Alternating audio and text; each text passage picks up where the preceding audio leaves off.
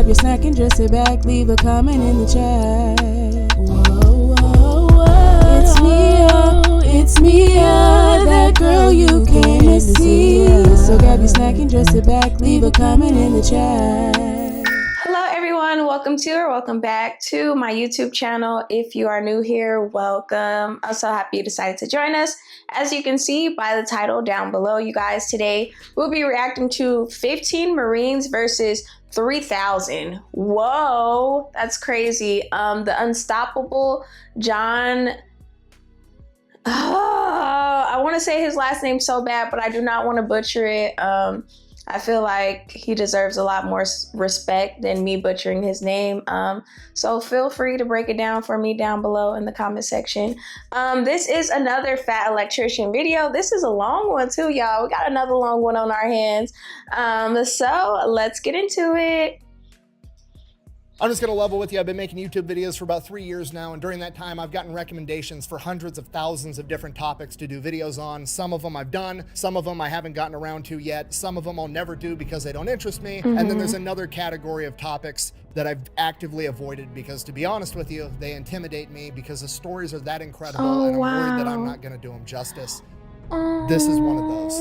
I love him. Today we're talking about one of the greatest Marines of all time, an undefeated boxer with a 100% knockout rate and probably the greatest machine gunner to ever live, John Basilone. He's easily one of the most recognizable and renowned warriors in American military history, and for good reason. He has received the Medal of Honor and the Navy Cross, and the only reason he got the Navy Cross is because they quit letting people get the Medal of Honor twice. And we're gonna get to his incredible story right after a word from our sponsor. Yeah, babe, what's up? Hey, I need a boombox. Okay, I can go get you one. Perfect. All right, I'm gonna get it now. Love you. Love you. All right, bye. 1 hour later. Where's that boombox that I asked for? Oh, it's right here. I got it for you. What is this? The boombox. No, I wanted something to play music with. Oh, that kind of boombox. Yeah, I got this instead. Okay, we'll go to the store and get me a boombox so I can listen to music. Can I keep this one still? I don't care. This video is brought to you by DoIttMiaaaa. Okay, super simple business model. You give them money, they turn around and they make sure that online data brokers are not selling your personal information online. Okay, here's the deal. Pretty much anytime you use a free service on the internet and you click that little box that says, I agree to the terms and conditions, you've basically just agreed to allow them to harvest as much of your personal Why do I like the background music? as possible. They then turn around and sell that to online data brokers, and that's how they can afford to offer you a free service. But when you have DoIttMiaaaa, they go and they monitor all of these online data brokers for your personal information, and then if they find it, they submit all the opt-out forms on your behalf, so they have to take down and stop selling that information. So when you buy DoIttMiaaaa, you're not actually buying anything, you're just buying your way out of all the negative consequences of all the free shit that you've already got. And because they continue to monitor those data brokers, you're buying yourself out of all the future negative consequences of all the free shit that you haven't even gotten yet. So if you want to give DoIttMiaaaa a try, there's going to be a link and a discount code down below. Let's get back to the video. Yes, get that, y'all, get that. Chapter 1, John. John Basilone was born on November 4th, 1916 in Buffalo, New York, and spent his entire childhood growing up in Raritan, New Jersey. He was the 6th of 10 children with 2 older brothers, and both of his parents were first-generation immigrants that had just moved here from Italy. And like pretty much all World War II vets that we've ever talked about, he grew up in poverty during the Great Depression. Despite that, his father truly believed that America was the greatest place on earth. It was the land of opportunity, and he instilled that in all of his kids. Growing up with 2 older brothers in New Jersey, John got really tough really quick as a kid. He was extremely stubborn. He rode that line between bravery and stupidity with everything he did, and he was not particularly good at school. He could never pay attention in the classroom, but he excelled at anything athletic, and he never shied away from a fight. When he was 7 years old, he famously decided that he was going to make a 1,000-pound bull that had nearly killed 3 grown men previously his pet. It's a bold strategy, Cotton. Let's see if it pays off for him. So 7-year-old John, with zero fear in his body, hops in this pen with this bull and goes to pet it. The bull charges him, he dodges it. The bull charges him again, he dodges it again. And finally the bull just kind of squares up with him, and John slowly walks up to this bull, and right as he's about to place his hand on the bull's head, right between his horns, the bull rears down and launches John 20 feet through the air, and he lands flat on his back. Oh my gosh, oh my gosh. Luckily, John makes it out of the pen okay. Needless to say, that bull did not become his pet, but it goes to show that he is either gifted with an extreme amount of bravery or stupidity, and only time is going to tell which one it is. Now, around this same point in his childhood, John and his brothers end up going to the local movie theater, and they watch a movie about a boxer. And this movie inspires John and his two older brothers to all want to become boxers, but the problem is there's no boxing gym in Raritan. He can't afford any boxing equipment, so the three brothers just start trying to mimic the training from the movie. They all start jumping rope. The problem is they don't have jump ropes and they can't afford it, so they start jumping rope with a clothesline. They started chopping wood with an old rusty axe they found. They start doing focus mitt drills with their bare hands because they can't afford any equipment. And this goes on for the rest of his childhood. Academically, John struggles in the classroom, and at school, he's not very popular either. And it's not that he's dumb. He can do everything. He can read, he can write, he can do math. He just can't stand sitting there for 6 to 8 hours a day looking at a chalkboard and some teacher droning on. He would zone out, and then next thing he knows, the bell would ring and class would be over, and he didn't pay attention to any of it. Because of this, after he graduates from 8th grade, he informs his parents that he is not going to be attending high school, and he's going to go out and get a job and start contributing to the family. Because he's 14 at the time, there's not a whole lot of jobs that he can do, so he gets the first one he can get his hands on, and that is being a caddy at the local golf course. And at first, John absolutely loves it. He's outside, he's moving around, he's earning money to help his family. All these rich businessmen are giving him these huge tips because he does such a great job. And when he's not hauling golf clubs, he's hanging out at the golf course clubhouse with all these rich businessmen, and they end up teaching him how to gamble, and he gets really good at that, and he starts making money doing that too. And this goes on for years, and as John turns 16 and then eventually 17, it's getting to the point where he can go out and get a real job. And John absolutely hates the notion of it. He resents the fact that society is telling him he has to go out and get some monotonous 9-to-5 job that he just has to do every single day for the rest of his life. In his mind, it's going to be just like sitting in that classroom, zoned out, and John doesn't know what to do because that's not what he wants in life. Not knowing what to do, John goes to his church and he's praying about it. He's just sitting there, he's hanging out, he's thinking about what he wants to do for the rest of his life. While he's there, a Catholic priest by the name of Father Russo comes up and starts talking to John. You know, he's clearly troubled, wants to know if he can help, and John ends up asking Father Russo, that he's known pretty much his entire childhood, like, hey, Father, you know, you were an athletic guy, you were in college, you could have been a doctor, you could have been a professional athlete, you had the whole world at your fingertips. How did you decide that you wanted to become a priest? And Father Russo told him that he just felt a calling, that that's what he was supposed to do. So he did it, and he told John that if he listened, God would probably give him a calling too. So John takes that advice and he's trying to listen or look out for any sign that maybe God's going to give him. And then one day he has what he describes as a vision that he's supposed to become a warrior. And because of this, John joins the United States Army in 1934. Now the problem is John doesn't really know what he wants to do in the Army, but he knows that his calling is to be a warrior. So he wants to be the biggest, baddest, most untouchable warrior on the battlefield, which is obviously being inside of a tank.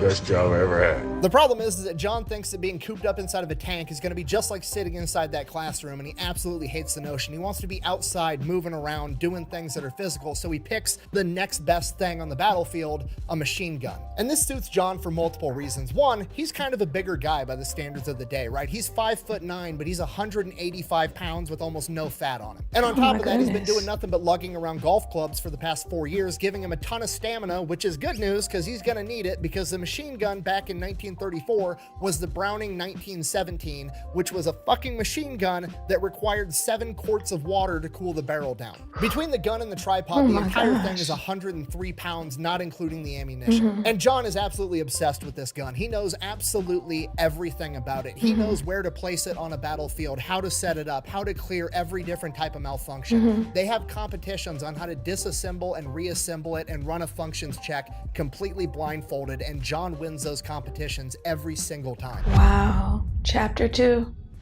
After finishing his training, John gets shipped out to the Philippines, and he spends the next 3 years there between 1934 and 1937, and it kind of fucking sucks the entire time. Now, at this point in time, the geopolitical climate is absolutely heating up, and war could break out, and if that war breaks out, John is obviously here to defend the Philippines. And as far as John can tell, if war should break out, the Army's only plan is to have all of its troops retreat to a tiny island called Corregidor and try to hold that. Now, this is extremely disheartening to the point that it pisses John off, because remember, he's here to be a warrior. That's his higher calling in life. And now he's over here in the Philippines. It's hot. Everything's fucking wet all the time. There's fucking bugs everywhere. He's getting malaria. Everybody else is getting malaria. And he's sitting here just suffering, basically waiting for war to break out. And then when the war does break out, the first thing they're going to do is retreat. That's not what he signed up for. So this bothers John all the way down to his core the entire time that he's there. Despite that, he tries to make the best of it, which is really hard at times because it's very clear to John that the Army either doesn't give a fuck about him or just just doesn't have the funding to take care of him the right way because they have basically nothing while they're there. They're living in these tiny little huts. They have very little supplies. They're literally having to eat goat half the time, which John said was absolutely disgusting. And on top of that, John absolutely hates the rainy season in the tropics because he cannot stand the wool army socks when they get wet on his feet. It drives him absolutely insane. It bothers him so much that it becomes a well-known thing in his unit that when you're gambling against John Basilone, he is willing to accept dry cotton socks as currency to gamble with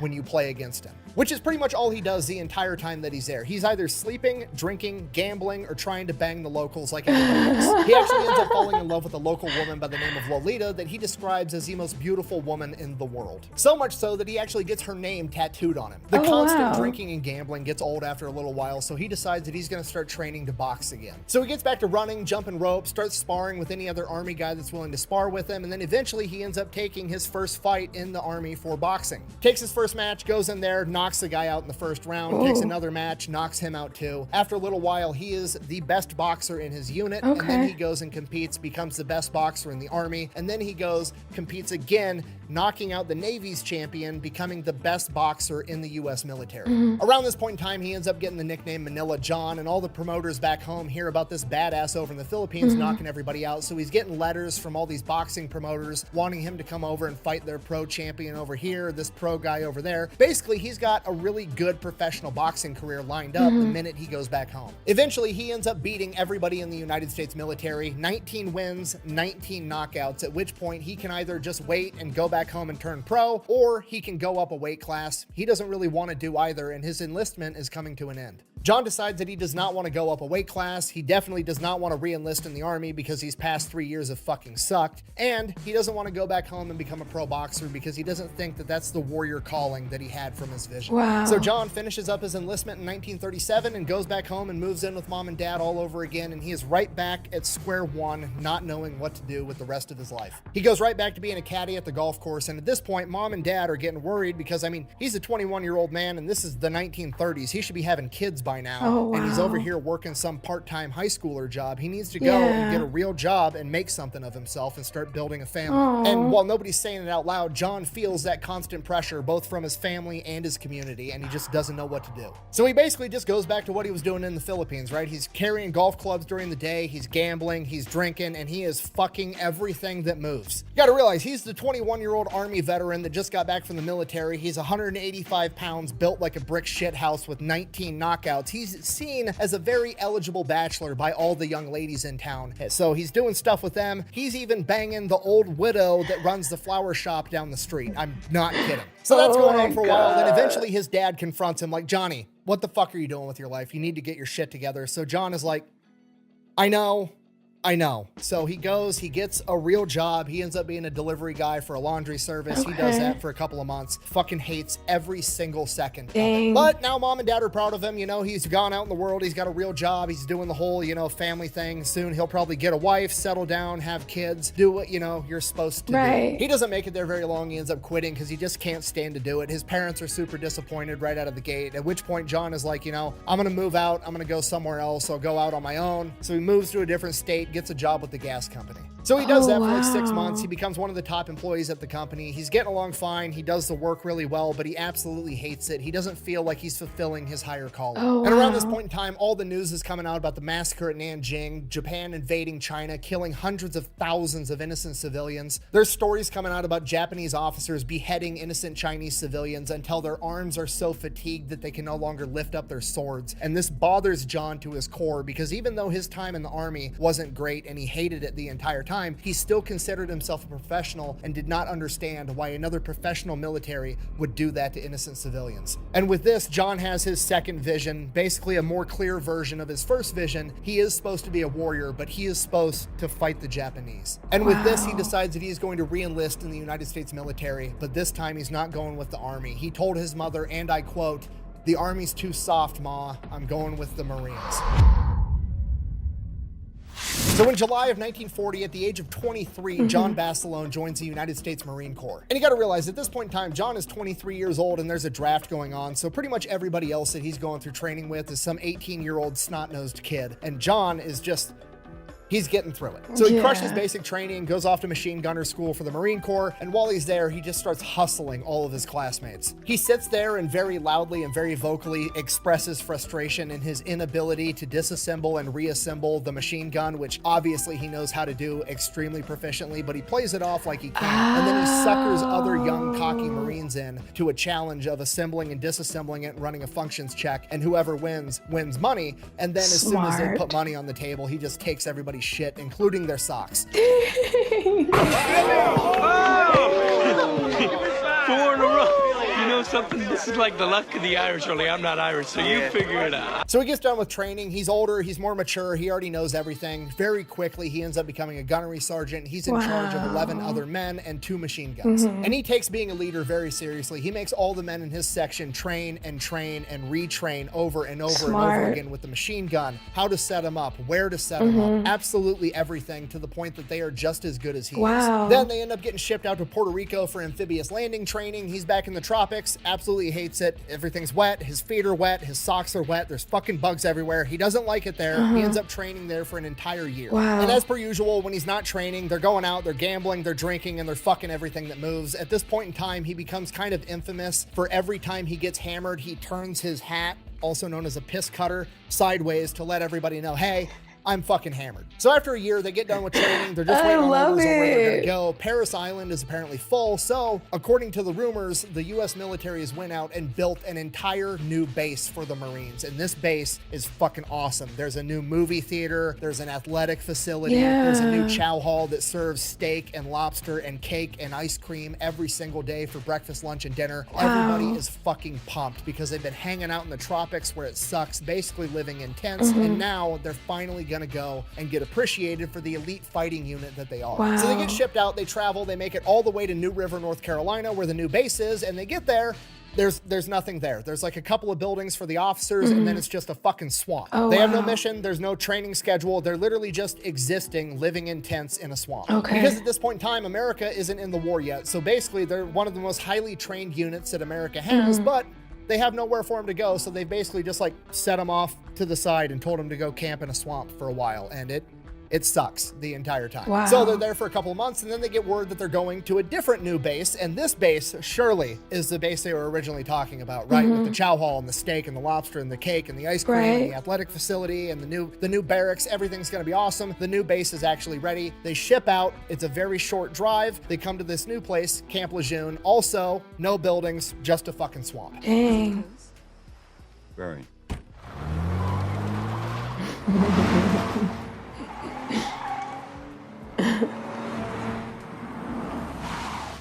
So now morale amongst the men is at an all-time low. It absolutely sucks. John is trying to do everything he can to keep spirits up. He makes it standard practice that everybody under his command is going to learn boxing. He's going out, he's teaching his men how to box. The circus in town actually donates their old tent and they set it up, and that becomes their new like Madison Square Garden. He's hosting fights. Boxing is like the only thing they have. But John doesn't really have any interest in boxing himself, and after the word got out that he's Manila John with 19 knockouts, not a lot of people wanted to box him anyways, so it works out. But there has been several occasions where a card game went wrong and he got into a fight and knocked a couple of people out. And then they get a new commander that apparently is a badass, and one of the first things this commander does is calls John Basilone into his office. Okay, this cannot be good. John is nervous. This guy is allegedly a hard ass. He's supposedly one of the most decorated men in the US military at this point in time. He's got 2 Navy crosses. He's already served in Nicaragua. He served in the Banana Wars, and now John has to go talk to him and he doesn't know why. So John walks into his office and this guy is intimidating. He is built like a brick shithouse. He looks like a refrigerator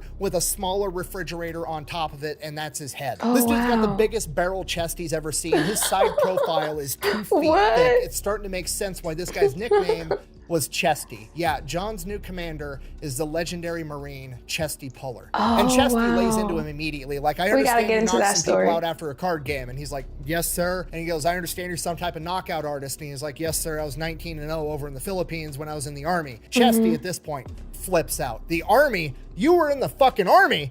You're getting soft, brother. Now, obviously, I'm paraphrasing a little bit, but this conversation went something along the lines of, why don't you explain to me why I would let somebody softened by the United States Army lead my Marines into combat? I have heard nothing but bad things about you, John. You are a gambling womanizer that would sleep with 2 women at a time if you could afford it. At which point, John responds, and I quote, "Even when I can't afford it, sir." At which point, Chesty cracks a smile and says, "God damn it, you're gonna make a fine Marine." Pull up a seat. They have a cigar together and start drinking. And then Chesty has John tell him all about the Philippines. Yeah, John Basilone is now homies with the most decorated Marine of all time. John Basilone was one of them dudes. Like, when I tell you he was one of them guys, I'm not playing. All right, let's get into chapter 4, y'all.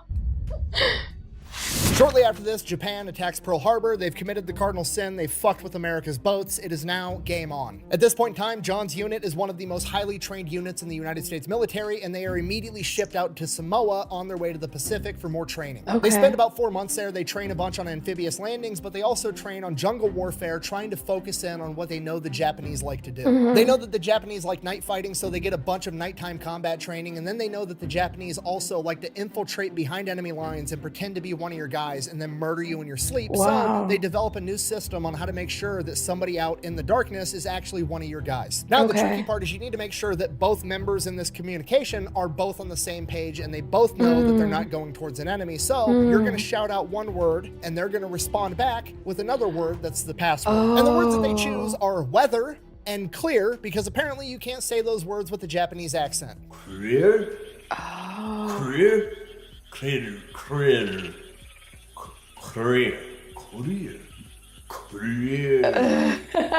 They get done training, then they're just told to board a ship. They're not even telling them where they're going. They get out to sea after like 2 days once it's no longer a security issue, and they tell everybody over the loudspeakers, we're headed to Guadalcanal in the Pacific. There's an airfield there that we have to take and defend. Now, John is going to kind of be in the second wave. He is not there when the Marines make their first landing on Guadalcanal on August 7th, 1942. Now, those Marines experience very little resistance at first, and then 2 days later on August 9th, the Japanese Navy rolls in on the naval detachment that had dropped off the Marines, and they attack him at night and catch him completely off guard, and they end up sinking 4 American cruisers, and the entire naval detachment is forced to retreat, stranding the Marines on Guadalcanal. So for about that first week, the Japanese Navy just shells the Marines with naval gunfire and then tries to starve them out. The first major battle is on August 20th at the Tenaru River, when 800 Marines go toe-to-toe with 900 Japanese, killing 800 Japanese and only losing 44 Marines in return. After this, the Japanese realize 2 things. A, they're going to have to up their game if they want to go toe-to-toe with the Marines, and B, Henderson Airfield is apparently very important to the United States war effort, and they have to take it back no matter what. Henderson Airfield has a ridge right next to it today that's known as Edson's Ridge because it was defended on September 12th by Edson's Raiders. Edson's Raiders is comprised of 840 Marines that go toe-to-toe with 3,000 Japanese soldiers led into battle by Major General Kiyotake Kawaguchi. Utilizing the high ground and effective machine gun fire, Edson's Raiders absolutely crushed Kawaguchi's men. Over the course of 3 days, the Marines lost 31 men and killed over 600 Japanese soldiers and wounded at least 600 more. To the Japanese, this was considered the first major defeat of their ground forces in over 2,000 years and brought immeasurable shame to that chain of command. General Kawaguchi is immediately relieved of command, and his boss, General Hayotake, takes control, and it becomes his life's mission to win back Henderson Airfield to restore his honor. By August 18th, the United States Navy is able to punch through, and John and the rest of the 7th Marines show up to reinforce the Marines on Guadalcanal. Over the course of the coming days, they offload all of the 7th Marines onto Guadalcanal, but on September 23rd, before all of the Marines have disembarked from their ships, they get ambushed at the Medicao River. Chesty Puller, hearing that some of his men are cut off and surrounded, commandeers the United States naval destroyer, the USS Ballard, takes it under his command, gets it as close as he can to their position, and calls in the naval gunfire on the enemy himself. He then loads up all the landing vessels that he has with as many Marines as he possibly can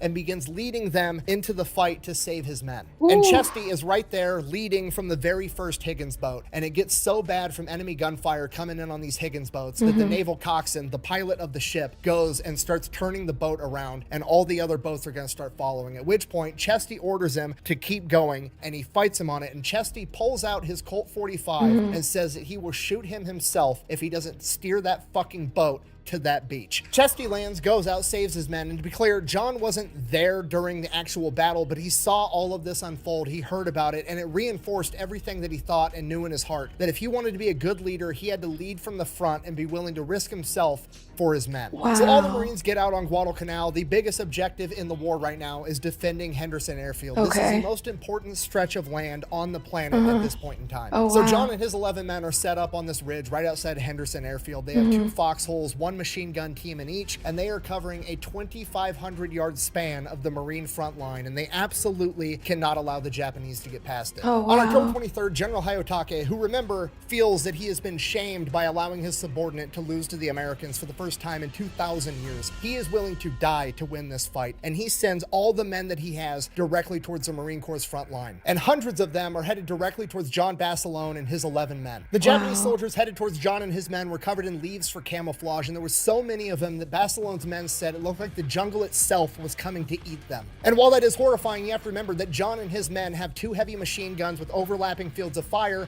and the high ground. It's going to take a literal army to uproot John and his men. John and his men start mowing down wave after wave of Japanese infantry, and they just keep coming because they are under the command of General Hayotake, and this man is willing to die to win his honor back, and he's willing to sacrifice all of his men as well. Not only are John and his men metaphorically stacking bodies, they're literally stacking bodies to the point that it actually becomes a legitimate problem. John has to get out of the foxhole and push over piles of dead corpses because they're beginning to obstruct the view from his machine gun positions. They fight for hours, mowing down wave after wave of enemy, and by the end of the first day, John has lost 4 men and killed who knows how many Japanese in return. On the second day, they still weren't able to get past Basilone and his men, but they were able to punch through the Marine Corps line on John's right flank, and they surrounded John and his men. Okay, so at this point, on one hand, this is a horrible situation to be in, but on the other hand, this is exactly the type of shit Marines are into, okay? This is what they call a target-rich environment, and now that they're surrounded, the enemy doesn't have anywhere else to go but to fight them. This is exactly what they want. The only problem now is that the rest of the force is cut off from him, so he can't get any more ammunition or water for the guns, and to make things worse, he's been fighting for so long, his fucking wool socks are wet. So at this point, John's like, fuck it, I'm gonna go get the ammo myself. He takes off his boots, he takes off his wet wool socks, grabs a machete and his Colt 45 1911, and takes off through enemy lines to go get more ammunition and water for his men. John not only makes it through the enemy lines barefoot, he actually gets more ammo, more barrels, and more water for the guns, and makes it back to his men. And over the course of the next day, he does this 2 more times. John and his men continuing to fight the entire time, mowing down scores of enemy soldiers. But slowly, John starts losing more and more men. First it was 4, and then 2 more, and then he's lost 8 men, and then suddenly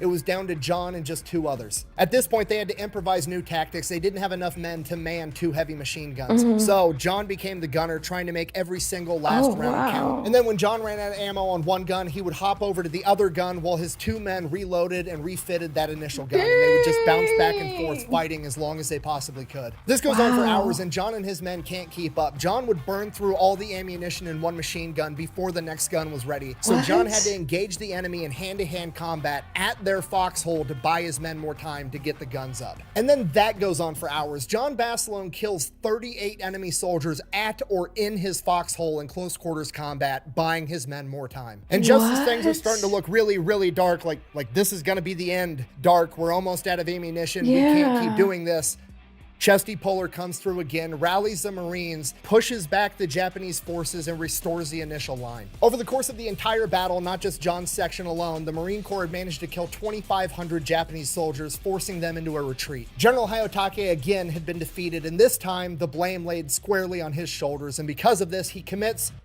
Can't say that word on YouTube.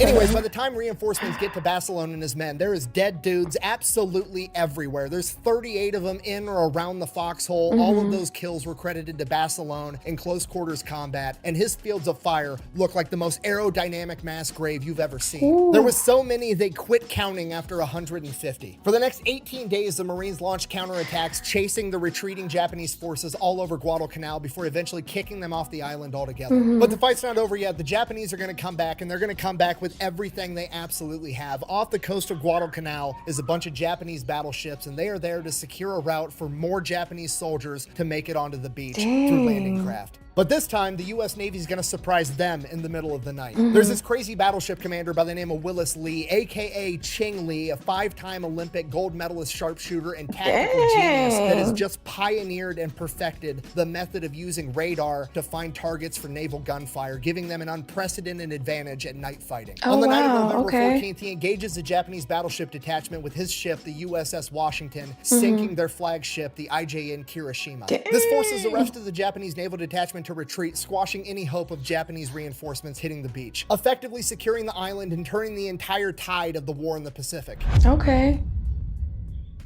By January 1st, 1943, John and the rest of the 7th Marines were sent to Melbourne, Australia to recover from months of intense combat. And once the Marines get there, it turns into one gigantic party because now the people of Australia have been living under the worry that the Japanese were going to invade them next. And now they're tucking their tail and they're running from the Marine Corps and the United States Navy. The Marines are heroes to every single person in Australia. The Australians were so grateful to the Marines, it's said that there wasn't a single bar or home in Australia that wasn't open to a United States Marine. And they couldn't pay for one of their own drinks even if they wanted to. For an entire month, John Basilone is wearing his piss cutter sideways, absolutely hammered. And then one day he wakes up at like noon, probably still half drunk, feels like he's been hit by a truck, and his arm is just absolutely on fire. So he sits up out of bed, he looks over at his arm is just all bandaged up, and he has no idea why or what happened. And he's like worried that he like did something stupid, he jumped off a roof, broke his arm, something happened.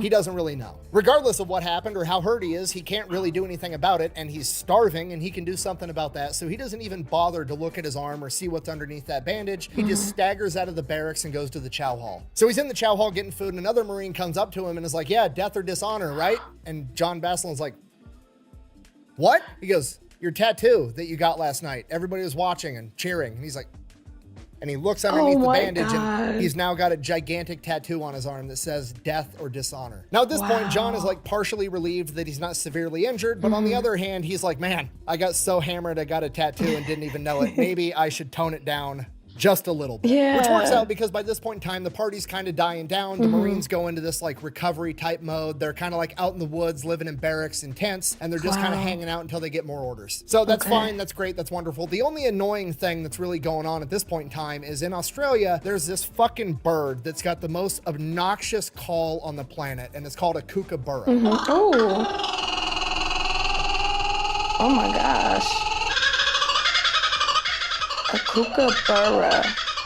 John and the rest of the Marines absolutely hate these birds because of how obnoxious they are, to the point that they start opening fire on the birds whenever they hear them just to get them to shut the fuck up. At which point the chain of command is like, you guys need to stop. You can't keep shooting at these tiny birds with Browning machine guns, okay? Quit it. They didn't. They kept doing it. And then whenever the chain of command asked what they were doing, they would say they thought they saw a Japanese spy just to get these birds to be quiet. This goes on for months, just hanging out in the woods, recovering, shooting at these annoying birds. And then by May, John finds out that he is going to be awarded the Medal of Honor for his actions on Guadalcanal. Initially, he is told that he's going to go back to the United States, and FDR himself is going to put the Medal of Honor around John's neck in front of his friends and family in his hometown. But John doesn't really feel like he deserves it, or he doesn't. He has feelings that there's other men that deserve it just as much as he does. He said, and I quote, I just happened to be there. Anyone would have done the same in my place. And because of this, he feels like that Medal of Honor doesn't just belong to him, it also belongs to his men. So he actually opted to have the Medal of Honor ceremony in Australia on May 21st with his men present. And at this point, the Marine Corps realizes they have a unique opportunity. They've got John Basilone, this young, good-looking, 185-pound brick shithouse of a Marine that's got 19 knockouts in boxing and the Medal of Honor around his neck. And they ship him back home, and he's going to be doing war bond tours to raise money for the war. For the next month, John gets paraded around the United States with the goal of raising $15 billion in war bonds. And in less than 30 days, he raises $19 billion. And John Basilone hates absolutely every second of it. He did not want to leave his men, and he definitely does not want to get paraded around the United States giving talks and speeches. It reminds him of being in school, having to go up in front of the class, and he absolutely hates school. He just grits his teeth and bears through it, trying to do the right thing. And then eventually, after he raises all this money and the war bond tour is over, he asks to get shipped back out to rejoin his men. He is immediately denied. He's far too valuable. They cannot have the news headlines reading that war hero, Medal of Honor recipient John Basilone dies in combat, so they make him a guard at a naval shipyard. This is the worst. This goes on for months and months, just John stuck inside of a guard shack, similar to that classroom that he hated as a child. And it's just eating away at him. He starts to become an alcoholic. It's just the loneliest he's ever been in his entire life. And he hates every single second of it. And then in November of 1944, he hears word that his old unit under the command of Chesty Puller is almost wiped out at the Battle of Peleliu. And this is the last straw for John Basilone. He's not gonna sit in this guard shack anymore while his men are out there fighting and dying without him. He storms into General Vandergrift's office, the same man that pinned the Medal of Honor on his chest in Australia, and tells him the newspapers are gonna read one of two things. They're gonna read that you had to court-martial war hero John Basilone, or they're gonna read that John Basilone is returning to the Pacific. You can pick which one. And then he says, and I quote, "How's it gonna look if we retake Manila and Manila John isn't there? I'm staying with my boys. They need me." Oh, chapter 6. Within days, John is getting final orders to vision. report to Camp Pendleton, where he is going to lead a machine gun platoon that's getting ready to ship out to the Pacific. But before that, he's given 3 days of leave to go back home to Raritan, New Jersey and get his affairs in order. And while he is there, he has his third and final vision, and it is alarmingly clear to him that he is going to die in combat. Despite that, it doesn't even really faze him because he knows it's his destiny. He tells his brother that he had this vision. His brother doesn't quite believe him. He gets his affairs in order and he heads off to Camp Pendleton. While there, he meets Lena, a female Marine cook, falls in love with her, and they get married almost immediately, and they have 1 month together at Camp Pendleton. Good relations with the Wookiees, I have. After his month in Camp Pendleton with his new bride, he ships out to Hawaii, and he's got 4 months there to train his machine gun platoon to get ready for combat. While there, John does absolutely everything he can to get his men ready for combat. He shares everything he knows. He makes sure that they know that machine gun inside and out. When they do amphibious landings, if they're able to get that machine gun onto the beach up and running, he walks up and throws wet sand into the gun himself so that they get used to clearing malfunctions. After 4 months of training in Hawaii, they're told that they're shipping out and aboard this ship, and they don't even tell them where they're going yet again. Same thing happens again. A couple days out at sea, they announce over the loudspeakers that they are going to be taking part in the invasion of Iwo Jima, which translates to Sulphur Island. This is going to be nothing like anything John has ever experienced, or any other Marine for that matter. The entire island is not covered in jungles like all the other ones. Iwo Jima is just straight volcanic ash that looks like this. The reason they need this island is because it's the only island big enough and in the right place that they're going to be able to land the new B-24 bombers on top of, and those are going to be critical in winning the rest of the war. This invasion is going to be absolutely massive. It's the biggest amphibious invasion in United States Marine Corps history. Over 800 warships, 250,000 men, and 70,000 Marines. John and his men are going to be landing on Red Beach 2, and as the first wave lands on Red Beach, nothing really happens. There's a little bit of enemy sniper fire here and there, but there wasn't artillery, there wasn't mortars, they weren't opening up on them with machine guns while they were in the Higgins boats, and as soon as they get on the beach, there's nothing there either. So the Marines just kind of lay down and get low, trying to not be an easy target for a sniper, and then the second wave lands, and then the third, and then John's on the beach with his men on Red Beach 2, and he looks out and just sees clustered Marines laying along this beach on volcanic ash that you can't dig into, and he has the oh fuck moment, and he realizes what's about to happen. The Japanese absolutely have every square inch of this beach sighted in with mortars and artillery, and there's pillboxes and bunkhouses off in the distance that are probably concealed and you just can't see them yet. Chuck Tatum, one of John Basilone's men, was laying down at the time, and he said that everybody had this feeling of like, maybe this is going to be an easy day. Maybe the Japanese got scared and they fled and retreated already out of the gate, and we've already won. And then he hears John Basilone start screaming, "Get the fuck up and start moving up the beach or you're gonna die," as he literally starts kicking Marines in the ass and dragging them up by their collars and ordering them to push forward.